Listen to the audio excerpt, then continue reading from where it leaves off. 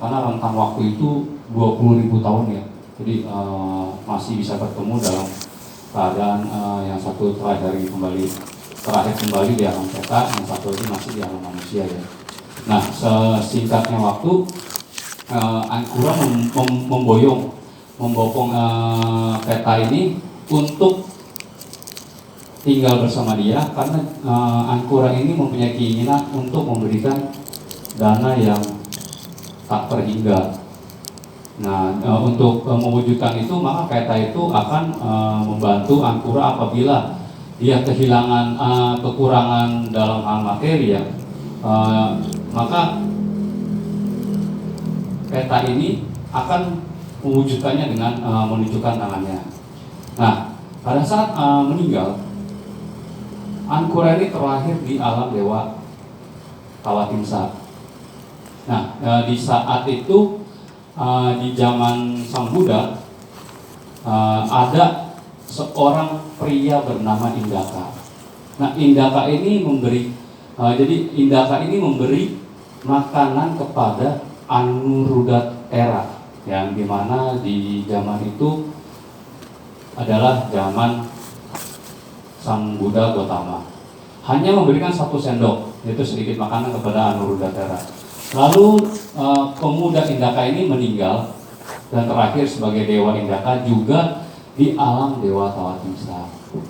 Nah, berarti pertemuan 2 dewa, yaitu dewa Ankura dan Indaka ya. Nah, pada saat Sang Buddha membabarkan Sutta Abhidhamma, dewa Indaka ini duduk tidak jauh dari Sang Buddha. Sedangkan dewa Ankura yang memberikan dana yang luar biasa banyaknya selama rentang waktu 20.000 tahun itu, duduk sangat jauh dari Sang Buddha, yaitu jaraknya 12 yojana ya, yaitu lumayan ya, 12 yojana. Nah, lalu dalam beberapa hal dewa Indaka juga mengalahkan dewa Ankura, yaitu dalam penampilan, suara, cita rasa, keharuman, sentuhan-sentuhan menyenangkan pikiran, berarti yang berkaitan dengan indera, 5 indera. Lalu panjangnya kehidupan ini dewa Indaka memiliki kehidupan yang lebih panjang dari dewa Ankura. Lalu kemasyhuran, warna kulit, kebahagiaan dan kekuasaan. Jadi dewa Indaka lebih unggul dari dewa Ankura. Dan Sang Buddha sempat memberikan nasihat bahwa memanggil Ankura untuk duduk di dekatnya dan mengatakan bahwa pemberian dewa Ankura telah memberi kepada orang-orang yang pada zaman itu tidak ada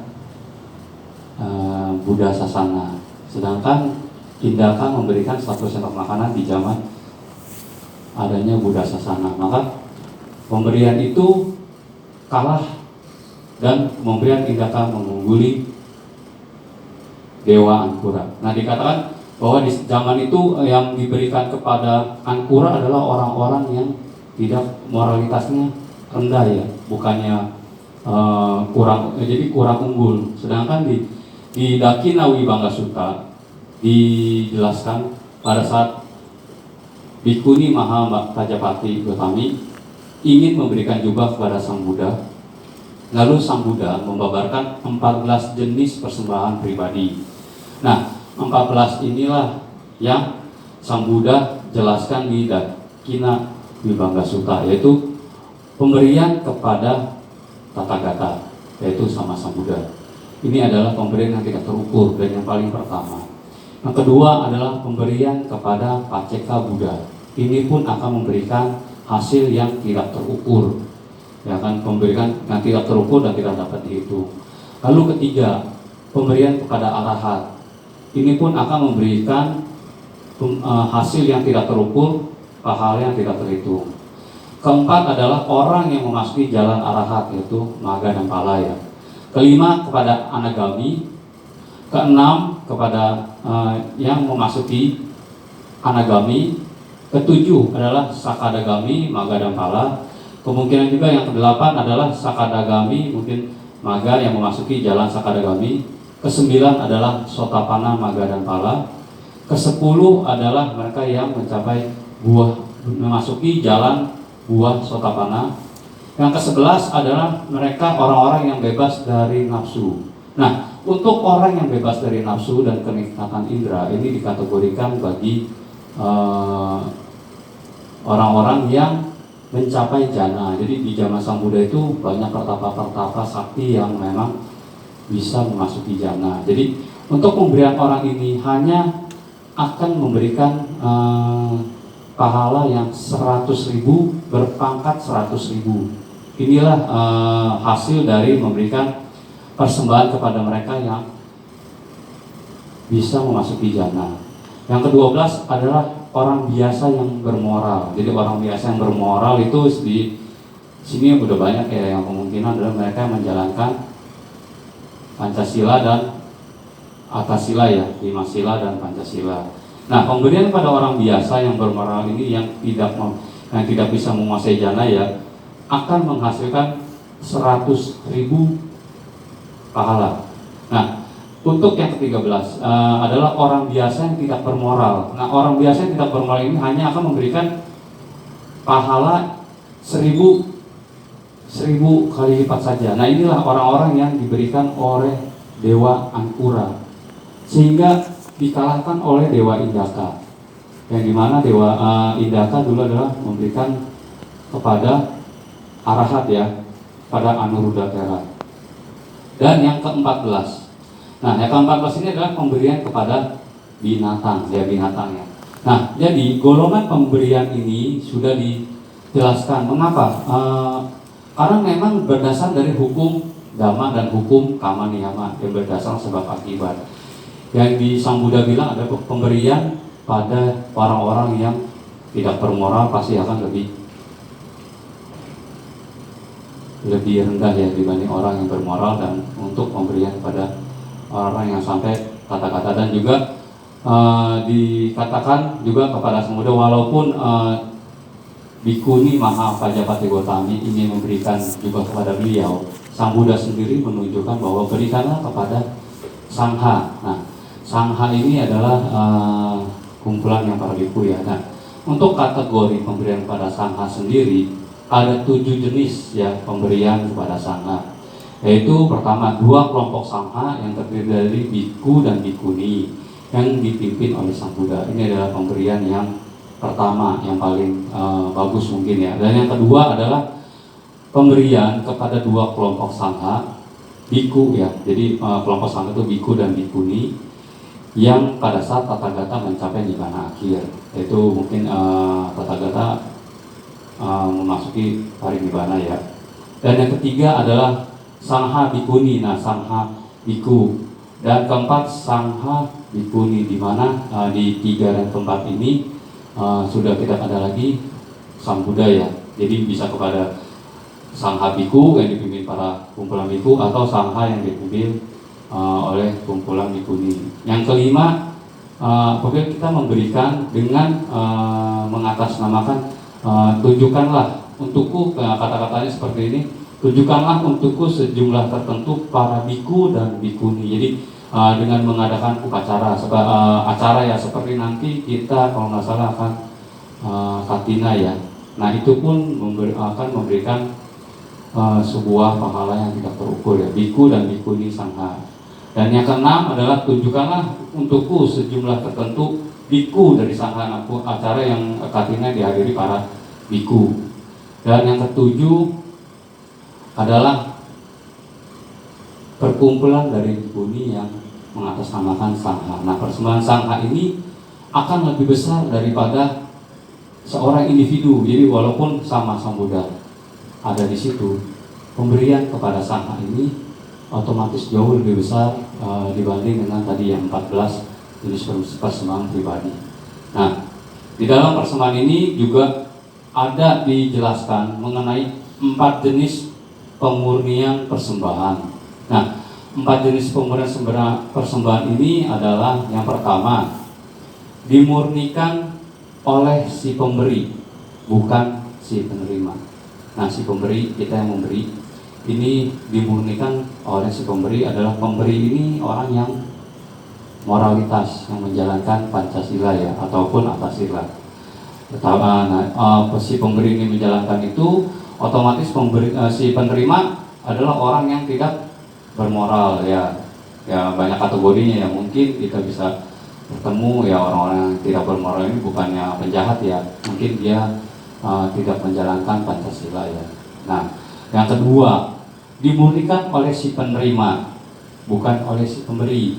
Nah, si penerima ini siapa ya? Otomatis biku ya, atau biku sangha ya. Dan si pemberi ini yang mungkin kita sendiri, yang dimana mungkin kita masih terlibat dalam mata pencarian salah ya, yang dimana Pancasila kita juga tidak sempurna ya, itu juga bisa. Dan yang ketiga, bukan dimurnikan oleh si pemberi dan juga bukan dimurnikan oleh si penerima. Jadi dua-duanya ini tidak menjalankan melakukan praktek Pancasila atau moralitasnya turun ya. Dan yang keempat adalah dimurnikan oleh si pemberi maupun si penerima. Nah, jadi si penerimanya adalah orang-orang yang bermoral, yaitu kalau di agama Buddha adalah biku dan biku sangha ya, dan juga si pemberi ini pun menjalankan Pancasila, moralitas dan Atasila. Nah, dalam hal pemberian ini yang terkesan membeda-bedakan ya, bertujuan adalah untuk yang terbaik, tetapi bukan yang pemberian kepada yang nomor 14 itu tidak terbaik, dimana kita harus cermat. Contoh, apabila kita sudah berangan-angan di hari Minggu kita mau berdana ke wihara, berdana kepada biku. Nah, di hari Senin sampai Sabtu, apakah kita tidak perlu berdana?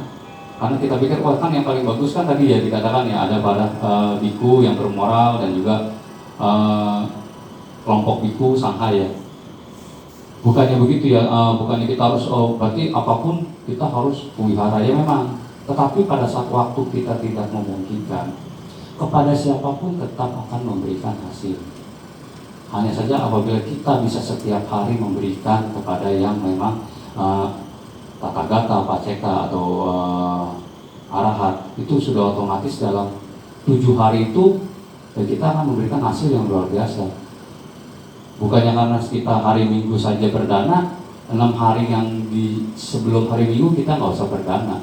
Ataupun di kategori yang gini, di saat kita dalam perjalanan ya, mungkin hari Sabtu masih libur ya, terus kita ingin berdana dan kita memilih, kayaknya saya berdana kepada orang yang ataupun binatang, kita langsung ragu, kan besok saya mau dana, udahlah hari ini nggak usah.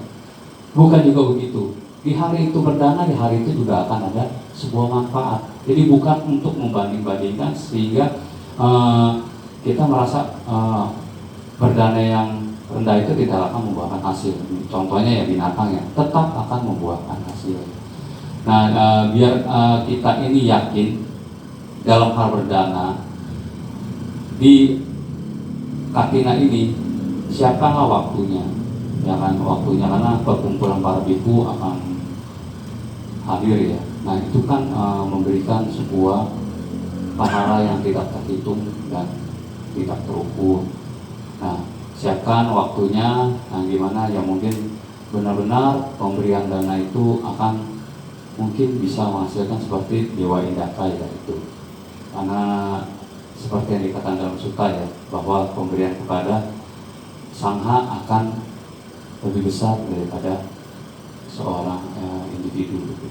Nah, kira-kira dari uraian pemberian ini yang memang masih ada ragu atau memang agak membingungkan, boleh silakan saya berikan waktunya untuk bertanya.